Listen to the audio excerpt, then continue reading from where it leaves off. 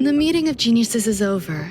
As for the future of the simulated universe, that conclusion isn't important. What's important is your task. You look upset, correct? I regret my actions. There's no defending what I've done. Time and again, my experiments have fallen short, and they've always yielded predictable results. I made a clone, but it doesn't hold a candle to the emanator.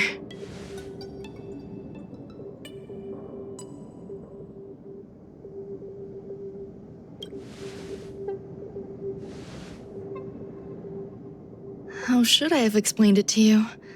I'm not good at communicating with others. Restrained by time and place, its code of life could only be considered an incomplete attempt. I managed to replicate the moment it was born.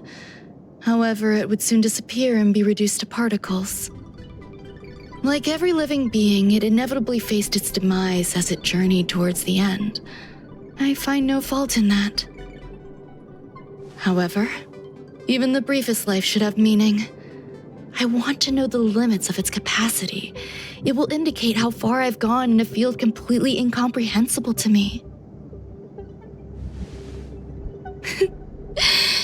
And it was a minuscule step, just as I had predicted.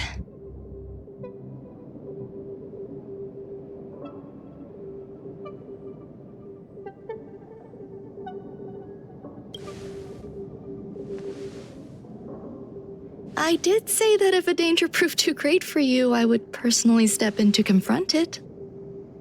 I must admit, I'm not fond of scenarios where everything aligns perfectly with my expectations. An experiment should have its unforeseen twists. That's where the joy lies. Even the most predictable storylines can have their pleasant surprises.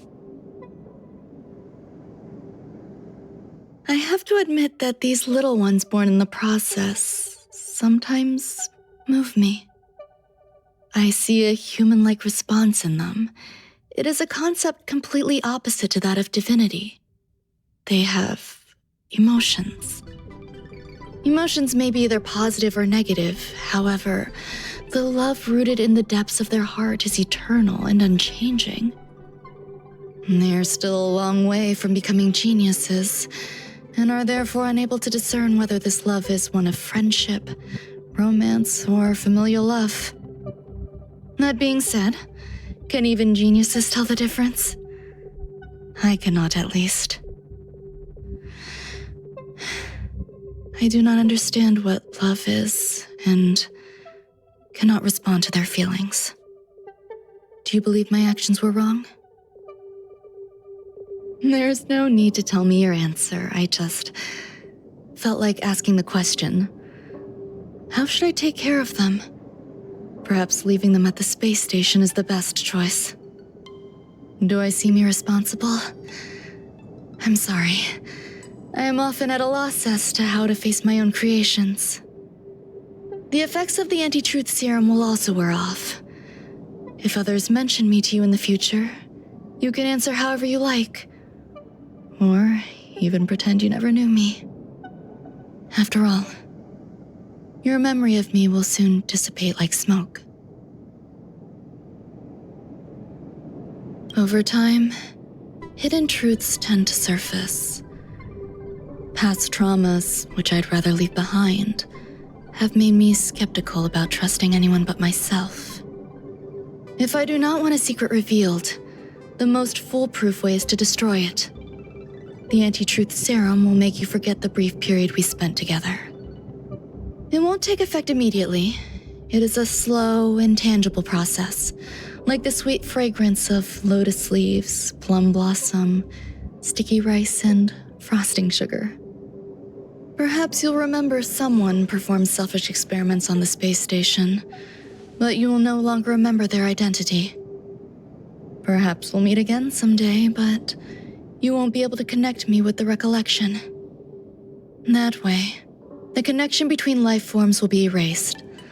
Friendships, secrets, grudges, lies, all will disappear. It will make our lives more relaxing.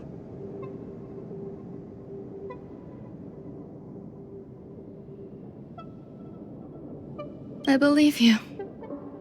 Screwlum will stay on the space station for a while longer. He and Herta still have problems they need to solve. As for me, I'm leaving soon and won't bother with goodbyes. Do you still remember the no man's land I mentioned? I'm considering a solo trip back there during my research downtime, just to see how things are. I miss member number 55 Yu Qingtu sometimes. She used to always make something delicious for me to drink every time we parted ways. I hope I won't meet member number 4 Polka Kakamond. That would be quite troublesome. Who knows when the next gathering of geniuses will be? Do you have anything else you want to say to me?